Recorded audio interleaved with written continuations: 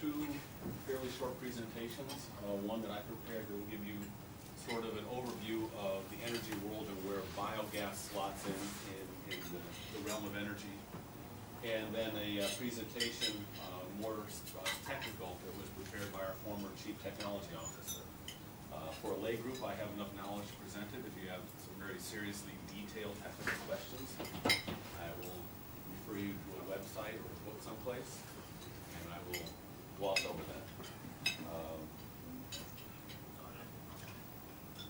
I like to start out by sort of having you understand where energy is, and a lot of this will be remedial for you. But you've got traditional energy. I was really quite disappointed to find out that most of the oil and gas in the earth is not dead dinosaurs, it's dead microorganisms and plankton and things like that, but dead dinosaurs is more fun and more interesting. Alternative energy can be renewable, it can be clean. I don't know is something I actually do know. In the world of renewable, slices are biomass. That would be the burning of organic waste, burning of non-organic waste. Burning of municipal waste is not organic, but it is a renewable source of energy because we keep creating waste. Nuclear is an alternative energy. Whether one sees it as clean, that's up for interpretation. There's a nuclear waste problem, but it emits no CO2, no wastewater issues. There's not an infinite supply of uranium in the earth, but there's a lot of it. So where one chooses to put nuclear is entirely personal. There's no official rules on any of this. And then you go for the clean.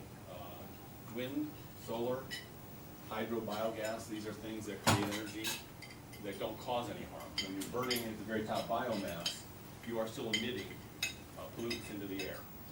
So it might be renewable, but it's not clean. You see that with sugar plantations, with palm oil plantations. They are burning the empty fruit bunch and creating energy, and they are energy independent.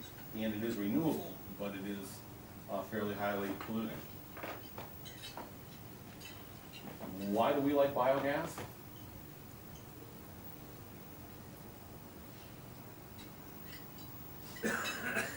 There's an endless supply of organic waste in this world. I would love to put this on the business cards, they won't let me do it. Wind, solar, and hydro work. They generate electricity, but one of the problems you have with a source of renewable energy, and this is true with all energy, is electricity is hard to store. If you're building a national grid, you've got to build enough power plants to power the peak needs, or you have brownouts, you have blackouts. There's big money for the guys that can figure out how to store electricity cheap. So the issues with wind and solar is they're not up all the time. Hydro is up all the time, but it is still somewhat seasonal depending where you are. Biogas, we can always do that because of the endless supply of organic waste. What we like about biogas, above and beyond the fact that if we do it right, we can make money, is it has a lot of other benefits, corollary benefits. We clean the processed wastewater. Biogas is a wet process. You're taking the wastewater from an organic processor, whether it's animal waste or waste from an ethanol plant. After ethanol has been processed from corn or cassava or sugar, there's still enough carbon matter in that wastewater that you can use this biological process and create energy. Otherwise, that wastewater is a wastewater problem. It needs to go into lagoons, it may be dumped directly into waterways, or you may have to build a secondary wastewater treatment plant, which is a cost center. Biogas, at a very minimum, will create some revenue for you. Secondly, you are mitigating greenhouse gases. If you're just dumping your wastewater into ponds, which is true in the developing world, the bugs that we use to convert the waste into biogas are going to find that wastewater anyhow. That's how they evolve. These were not engineered in some lab. The biogas is going to happen, whether we control the process or not, which means biogas is being released into the atmosphere from the facultative ponds. Biogas is 1/3 CO2 and 2/3 methane. Methane is 21 times more toxic as a greenhouse gas than CO2. And that's what we destroy in this process. When you burn the biogas, the CO2 passes through to be destroying the methane. Additionally, this reduces reliance on traditional fossil fuels. So if you have friends who are skeptics on global warming, and they say what you guys are doing is a waste of time and money, say, but how do you feel about having to rely on other countries for our fuel? Because there are very few of our countries that are energy independent. And if we do it right, we are actually creating the energy and selling it to our clients at a price that is less than what they're paying for fuel oil or less than what they're paying for grid supplied electricity. So a lot of positive side effects of doing this, almost no reason not to. If you have a sufficient amount of wastewater, this can be a profit center and a good CSR source. In many cases, by controlling this process and keeping the pollutants from going into the air, you also create the opportunity for carbon credits, whether they're CERs, VERs. I generally try to avoid CDM as a sideline in these conversations because it is such a complex and popular issue. I'm happy to address it in any questions afterwards.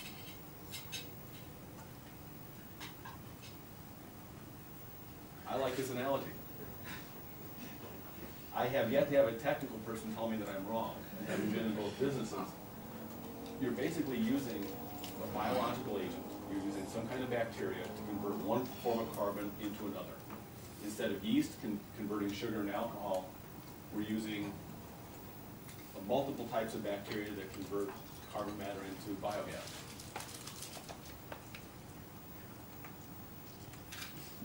It smells better too. So let me set up the second one and get more into the technology. What we do and how we do it.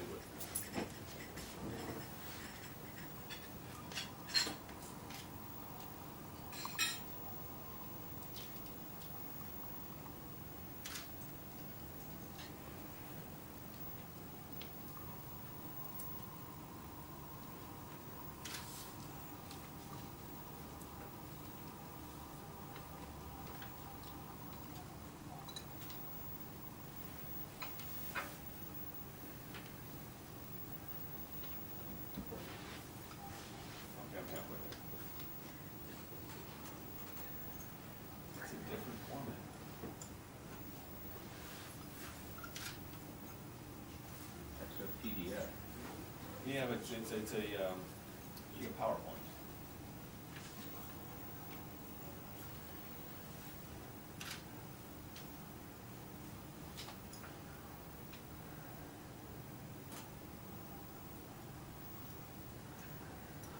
This is not.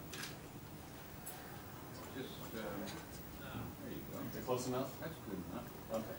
So government work? Does it forward on you? Yeah. So again, this is not my presentation, but this will give you some of the technology of what's involved and some of the history of how biogas was created and where it goes back to. Anaerobic digestion means without air. There is aerobic digestion as well that is used. You see in a lot of water treatment plants, you see the stirring mechanisms that are visible, and that is aerobic. There are two types of anaerobic digestion, mesophilic, which works best about 35 degrees centigrade, and thermophilic at about 55 degrees. The thermophilic works faster. They both produce the same amount.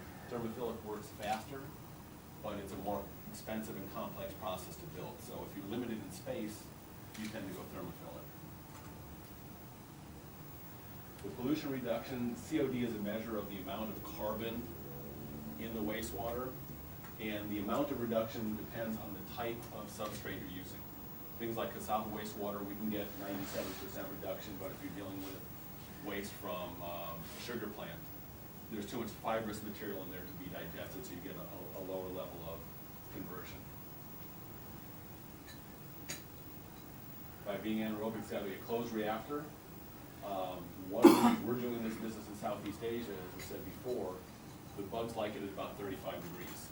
It's always 35 degrees here. If you're doing this in a colder climate, and this has been used in Europe as a wastewater treatment process for 30, 40 years, you have to cannibalize some of the energy you create to keep a tank warm. You have to wrap the tank much like you would cool a wine tank. So the economics work a little better in this part of the world. You can build the same size plant cheaper and you have more of your energy available to sell.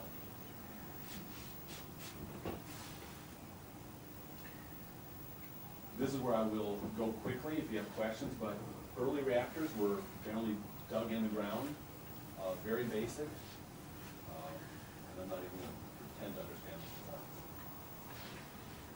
This is cooking with biogas. This is something that is being done today.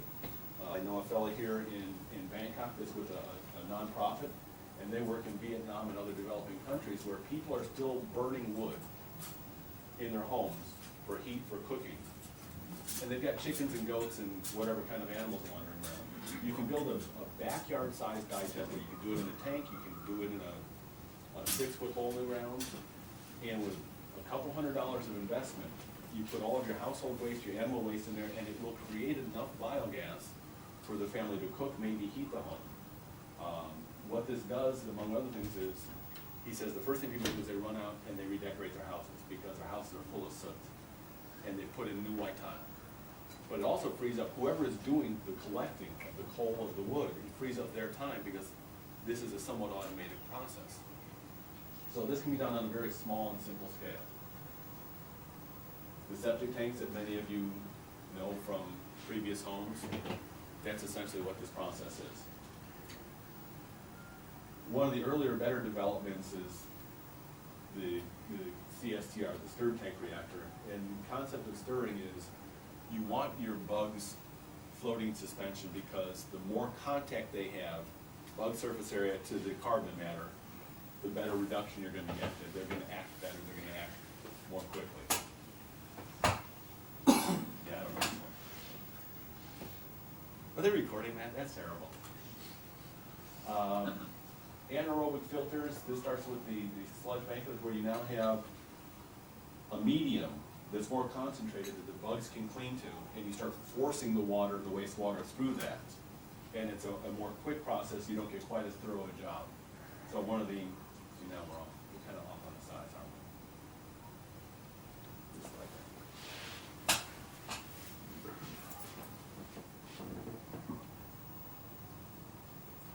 So UASB is a term that you hear a lot, a upflow anaerobic sludge blanket. And the concept here is you have some kind of little plastic or other medium at the bottom, which the bugs cling to. You force the water up through that, and that's how the digestion happens. What you hear a lot in this part of the world is I have a UASB, because that's the term that people know. But most of the time they don't really have a UASB because these are hard to maintain. These are thermophilic. You can have somebody knows what they're doing. What people have is they have a tank reactor. It's just a tank. There's really no sludge blanket, and they probably don't work very well because you need to have this technology to make this concept work. So just because it's a tank doesn't mean it's a UASB. Yeah, I don't know this one. This gives you an idea of the mesophilic and thermophilic. There's a dead zone in between. What will happen is if it gets too cold, the bugs will go dormant. And if it stays too cold for too long, you might have to reseed the reactor. In our case, we tend to use a technology which is a covered in-ground anaerobic reactor, a trademark cigar. And because it's so very, very large that even a few cold days are not going to chill the tank down and harm the reaction. These are some examples of above ground tank type reactors. What was that one? Color coordinated with the tractor, that's very cute. This is an early example from the 1970s when they first started using, this would be like a type of plastic in giant sausages. Each one is a small tank reactor. Not the most efficient system, but it was effective at the time. And this is an example of a very small in-ground reactor. What we do is we'll dig a giant hole, we'll line the tank, we'll put in a lot of piping because the piping is how you get the influent in, and it's also how you keep the influent moving through the process to keep the bugs bouncing around.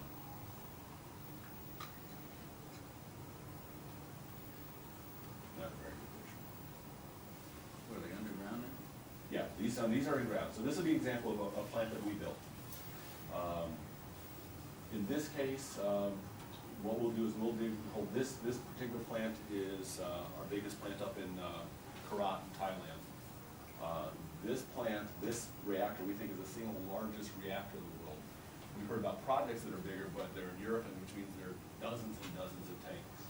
This is a giant hole in the ground. It's more than 100 meters square and 10 meters deep. It holds a tremendous volume of wastewater. It moves through in sequence, and it moves across baffles to keep things moving, to keep the bugs happy and keep them moving well. Because this plant is so large, the numbers that it produces in the neighborhood of 50 to 60,000 cubic meters of biogas on a daily basis. To turn that into a number that's meaningful to any of us, because I still can't do volume numbers, it produces enough methane on a daily basis to replace the client's need for 30 to 50,000 liters of fuel oil and run up to 3 megawatts of electrical generating capacity. Now, that's a big plant, but it gives you an idea of what these things can do. This is from the client's own waste. They're replacing that much of their energy demand just with their wastewater, which previously was going into a series of 60 or 70 lagoons. Question? No. No, I will ask. Yeah. You said about 10 meter depth, right? So, concern on the sludge of the wastewater? We do build in sludge removal, but the nature of this process, because we got such long retention time, there's very little sludge. This is working with cassava waste, so cassava waste is very digestible. We get on this plant about 97% reduction. So there's really not much of a sludge problem, but that is a legitimate issue. And that's where if you're gonna have a lot of sludge, a tank type reactor, or you've gotta have, and these plants all have sludge pipes for removal, but it's not a problem with this particular substrate in this process. And that is a good question. Is that cassava for edible feed or? These plants are primarily producing it as starch. They're converting the roots into a starch that is used in packaging and things like that, not so much as an edible starch. It's a very big business here in Thailand, a little smaller in Vietnam, Indonesia, but it's quite a big business. This is the power plant. This houses right now 3 1 megawatt generators. We got room for 2 more. And now let's see. Can you try the two sides, that one? Which one? That one. I'm not sure. There you go. Thank you. Makes me look better. You have to come every month now. I try. You can finish.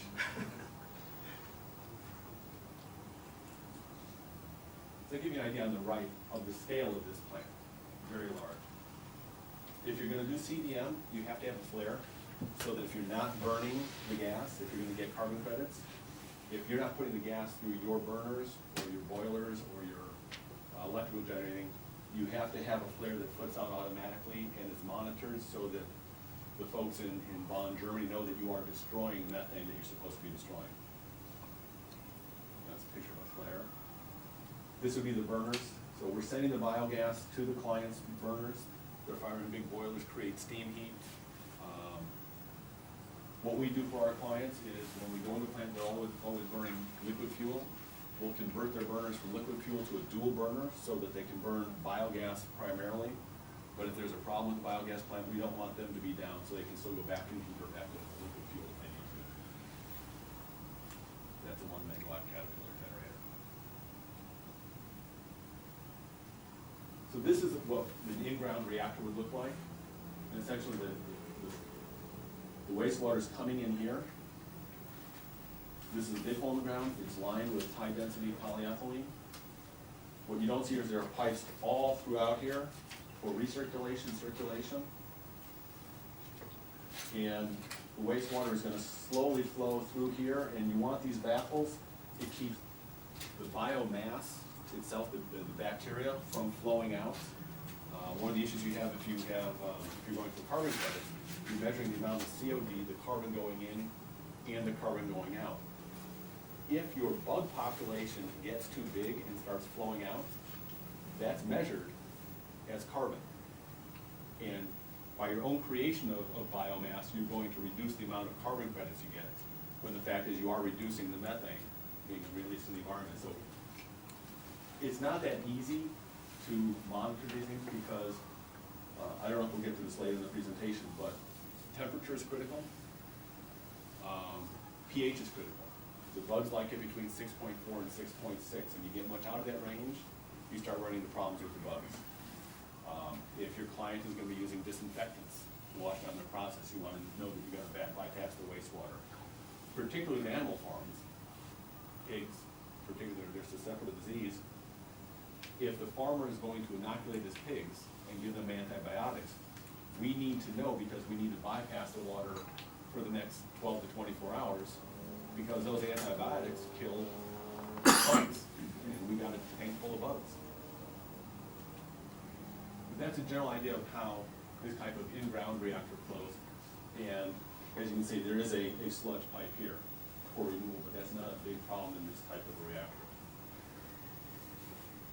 That's a picture of a slightly smaller that would be at a pig farm before it's been filled. So there's some engineering that goes involved. You just come dig a hole and throw in a bunch of crap. Can we exercise that? And this is sort of a schematic of how the water flows through, and I can't begin to explain to you the math or how they model that. Examples of different types of waste that we can treat.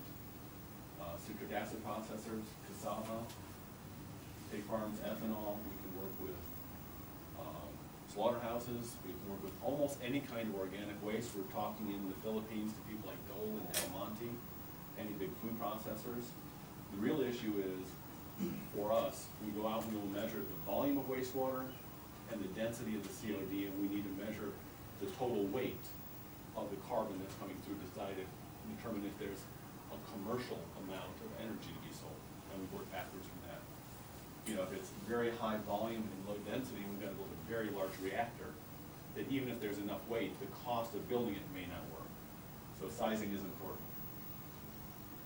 This is an example of just some of the projects we've done in the Philippines. We have now built, I think, upwards of 70 anaerobic digesters in the Philippines. These tend to be mostly small.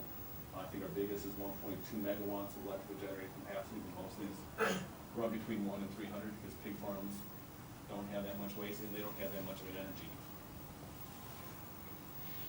Example of some of the substrates we can work with. And there's a lot more than this, but a good cross section. This is going to give just how much potential energy there is. This comes from the Thailand Research Fund. I think the data is a couple years old, but as you see with tapioca starch, there have already been a lot of plants built. You can see there's a lot of production out there, both sugar mills, with abattoirs, not as much. Every ethanol plant that's built should have a biogas plant. There's no reason not to. Their wastewater is going to have enough energy in it that it should be standard technology for them to add this as part of the project. You can work with municipal solid waste. There are two issues with that. One is you're working with government agencies. I will leave that comment as it is, in case there's anybody from a government here. But the bigger issue is sorting, because you can't have contaminants in. You cannot throw in car batteries and shoes along with the organic waste, and those type of things can contaminate it. So in a more advanced country where people recycle at home and they have their different bins, you can collect and do this much more easily. In the developing world, it becomes a sorting at the plant process, which means a lot of labor and a lot of waste. It can be done. If you're going to do it,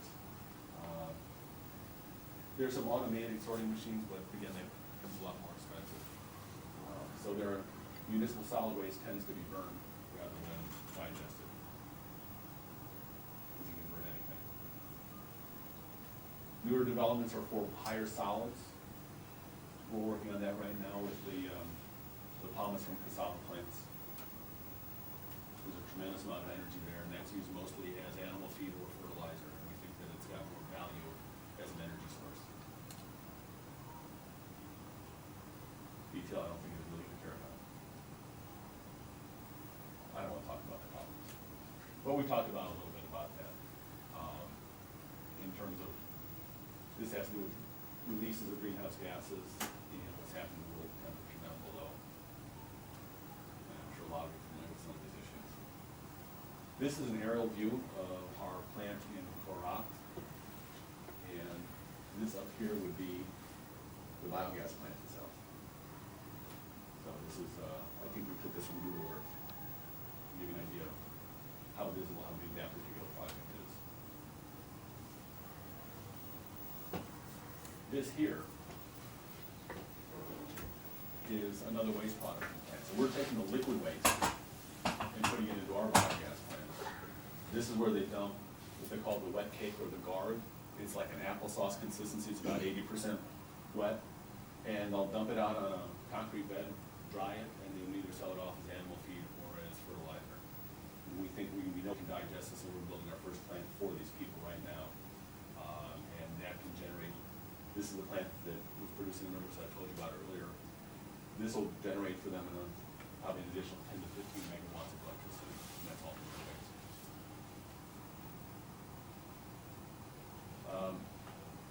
Clean development mechanism, carbon credits. This particular project is creating about 300,000 CERs, carbon credits every year. This was one of the first 6 projects approved in Thailand as a CDM project, and it was, as a CDM project, larger than the other 6 combined, the other 5 combined. So they can sell the electricity to the provincial electric government. In this case, the client takes all the electricity. Oh, They have it's it, but different. in Thailand, it depends, every country is different. In Thailand, there is a regulation, VSPP rules, that the grid does have to buy from you. And if it's coming from different sources of renewable energy, there's anywhere from a 30 satang to I think a 2 baht premium that they have to pay for renewable energy sources. So in fact, yes, we are set up, we can sell to PEA and MEA. They can sell the carbon credit to us. We can sell the carbon credits. The carbon credits belong to whoever builds the plant that mitigates the damage, not the client, but whoever builds these particular plants.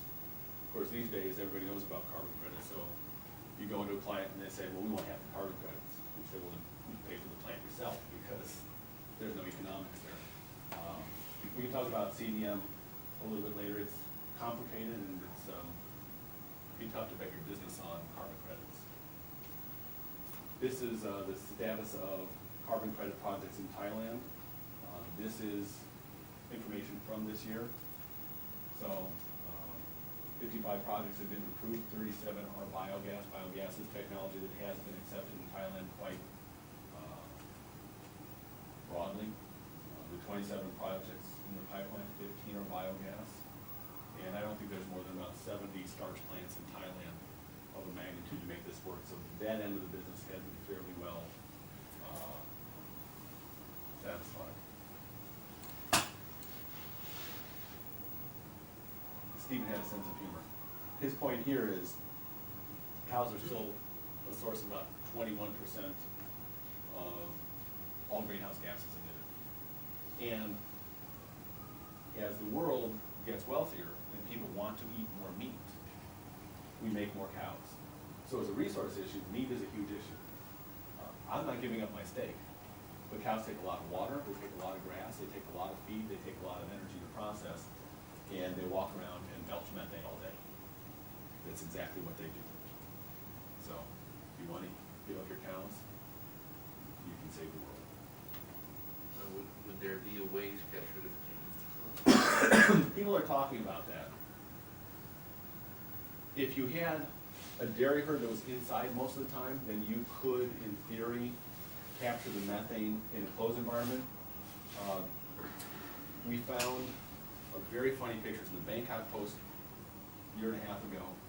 A researcher in Argentina was trying to measure how much an individual cow produces, because they've done this sort of put them in a closed area.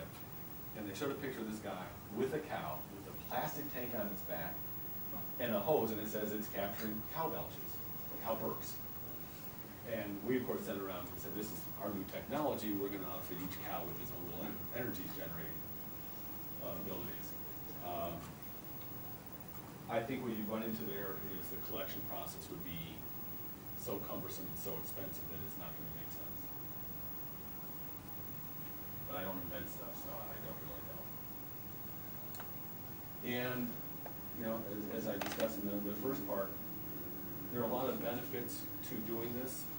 We will not begin to tell you that this is the answer to global warming or alternative energy, because of the nature of the biogas, we work inside the fence. We're working with a single client. You're talking about a large volume of dilute energy source. You're not gonna build a pipeline, and you're not gonna put it on a truck. So you're gonna work with a single client, you're gonna take his waste, you're gonna process it, you're gonna sell the energy right back to that guy. It's a nice, closed loop process, but the volumes aren't that great to make a difference. It doesn't draw a lot of investment interest because a big biogas plant might be $5 million. It's one windmill. So the windmills and the hydro projects, they're sexy, that's what draws the attention. But this makes sense because not only is it renewable energy, you're cleaning up an existing waste problem. So in my mind, if you have enough wastewater, you're foolish not to do this for both the economic benefits and the CSR benefits. That's pretty much it. I will shut this down and I will gladly answer any questions you folks have. We have plenty of time for a few questions. Anybody? Here goes. Yes. Sure. What government incentive exists here in Thailand with regard to financing, besides the issue of purchasing power? The government does have a program where they will subsidize, I think up to 10 or 20 million baht per biogas plant. I don't deal with that too much, but there's that program. There are different groups around the world, Asian Development Bank, IFC, that will get involved in doing these projects as well. There's also some private money out there. The private money is generally going to be more interested in a project that has carbon credits. The analysis there is you say, okay, can I get myself a 12 or 15% return on selling the energy, and then have the kicker of the carbon credits, because we don't know what's going to happen. We run into, well, last year when carbon credits and oil prices were both very high, we ran into a lot of competitors who never built a biogas plant. They were running around saying, we'll build you the plant, you can have all the energy, we get all the carbon credits. And when CERs were selling for $30, that sounds really good. We wouldn't even compete with that. We wouldn't think about that because we're not in the carbon credit business. Those are generally compliance buyers, big Japanese trading firms, big European firms. They just go out there and get the carbon credits, and they figure that's a primary where they're getting them for essentially nothing. If you make money on the plant, then the carbon credits are free. But there are government programs, every country differs. The Philippines passed a law 4 years ago to allow and require the grid to buy electricity, and they're just getting around to implementing it, which has had an impact on some of our projects. We're kind of hoping to be able to sell that last year. Yes? Okay, you mentioned Vermont to one of your clients, but you go there, you put the plan in place. Who pays for the plan? Vermont, because remember, you're getting the waste from them. We can do it one of two ways. We'll do a turnkey project. If Del Monte wants to own the plant and reap all the savings from the energy sales and keep all the carbon credits, we'll design it and we'll build it for them. We'll train them, hand them the keys, and they own it. They pay for it. We'll also do what's called a BOT or a BOOT, build, own, transfer, where we will bring investors in. We'll build the plant. We'll pay for everything. We'll run the plant. We'll do a 12 to 15-year contract with the client whereby they give us a piece of land to use for that period of time. Generally, these are rural companies, so land is easy. So they'll cede us a piece of land, free lease for 12 to 15 years. They agree to provide us with all of their wastewater, and they have to guarantee certain minimum volumes because we need that to make the economics work. And then they agree to buy all of our energy first. In that case, we build it, we own it, we operate it. We generally will sell the energy to the client at a discount, generally 20%, 15-20% off the going rate for fuel oil. Even though we're selling natural gas, they don't care. They've never bought natural gas before they're buying fuel oil. So you go through the mathematical conversion that 1 cubic meter of Biogas has, 63% methane, and we know our exact measurements on a daily basis. And then roughly 1.1 cubic meters of methane will get you the equivalent, energy equivalent of 1 liter of fuel oil. So we'll convert the pricing that way, we'll offer them a discount. And over the course of the 12 to 15 years, we should get our return. If they're carbon credits, we get them. That may be part of the negotiation that the client now gets 10 or 15 or 20% of carbon credits. But if we do this right, then at the end of that 12 or 15 year build own transfer period, the client gives us 10 baht, we hand them the keys and they own the plant, because we've gotten our return out of it, and that's part of their incentive is they want to own the plant and have all the savings from that point forward. So we can either do it as a turnkey project for the client, where they pay for everything, or we'll pay for everything, run and operate it, and collect all the revenues. Yes? If the ethanol plant is a no-brainer, what's the discrepancy between having only 9 biogas plants and 140 ethanol plants? Well, there aren't 140 ethanol plants. Well, there was. What's been registered for, what's been signed up for, what's been built are two different things. I don't know of any yet that don't have in process a biogas plant. 2-3 years ago, Thailand was encouraging ethanol plants, a bunch of people signed up. Then there was a change in government, and the new government wasn't going to mandate E85 or E20 or whatever the number was. So they had a bunch of people that invested based on one government policy in developing ethanol plants, and suddenly there was no market, but there was limitation on export. So they couldn't export it to China because they hadn't changed all the rules. So this is where you get into why we particularly don't like dealing with government agencies. People invested in ethanol plants based on a set of rules. Government changed. They said, well, you can build it, but we won't require the gas stations to buy it, and you can't sell it to China. It's kind of a hard business model. But most ethanol plants are doing this. It's a little more difficult for us on the design side, because when we go to an existing plant, we can go out for 3 months, send out our wastewater technicians, and we will sample their wastewater every day, multiple times. We want to see the volume, we want to see the volume of water and the concentration of the COD. And over time, we get a sense, and then we talk to the client, how many days a year do you operate your plant, so we know how much waste we have to process. With an ethanol plant, they're all greenfield. They're all brand new plants. So now you've got to go to the designer, usually European companies who are designing the ethanol plant, saying, we need to know what's the composition of your wastewater so we can design our portion. And they'll say, we don't know, or we won't commit to it. And it puts us in a bind, and it puts the client in a bind, because the client wants this, the client needs it, but we don't know how to size the plant if we don't know what their wastewater is. So there are some tricks to the trade. Yes? What's the, over lunch, it's been a great question, but what's the biogas potential of the community? It's there. We're just commissioning a plant in Manila, for Manila Water Company. It can be done. Human waste is not the best for 2 reasons. One is, we're fairly efficient as a machine of processing waste.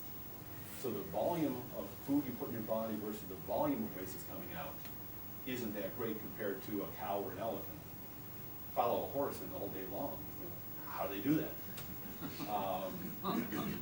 So you have less volume because we're more efficient, and we're taking more of the energy out of the waste. So our waste isn't as good as, the lesser developed the animal is at processing food, the better it is for us. That said, can be done, is being done, we're doing it. Because the problem with this model that you described is how to aggregate enough stuff to make it scalable. But it seems to me that any city over like 1 million people would have plenty to, which is already being sewered in Right. one location. And a lot of municipalities have been doing this for a long time. With I know in the San Francisco area, San Francisco Water Company has a biogas plant. It's small, but they do it. It just hasn't, hit anybody's radar because it's just part of, in their mind, it's just part of wastewater processing. They have anaerobic, they have aerobic, they have all sorts of different treatments. Another problem with human waste is our waste tends to be more toxic. It's harder to get the bugs to work on it because we take too many pills, we don't eat macrobiotic food.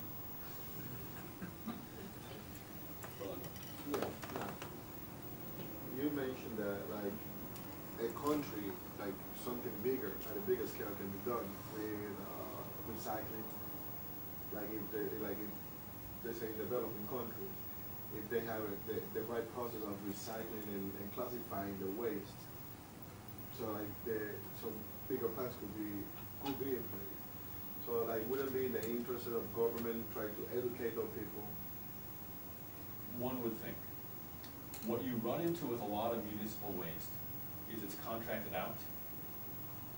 And in the developing world, a lot of the municipal dumps are so far from any code that the people operating them don't want anyone else to be in there. They don't want you to see the horrible things that they've done. So you could go to a country and there might be a dump and you can do, well, that can't be that important. Did I hurt you?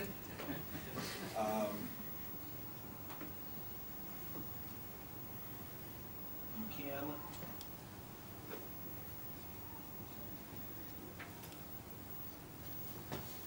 So, landfill gas is one aspect of renewable energy that I did not talk about. You've got an existing landfill, you've been dumping everything in there, the refrigerators, the food waste. You can go into an existing landfill, cover it, and collect the biogas. It's not the most efficient way, but it is effective. And some of the newer landfills are being built for that purpose. They're being built in sections so that they can move, because there's a life cycle to landfill gas. It's slow to start, and it may produce landfill gas for 6, 7, 8 years, and then the organic matter is gone, and you move on to another section. But one of the issues is, in many countries, the municipal waste dumps are so vile. They don't match any health codes, they don't match the country's regulations, they've been taking in toxic waste, that the operators don't want you to come in there and see it. So they just assume, keep doing what they're doing.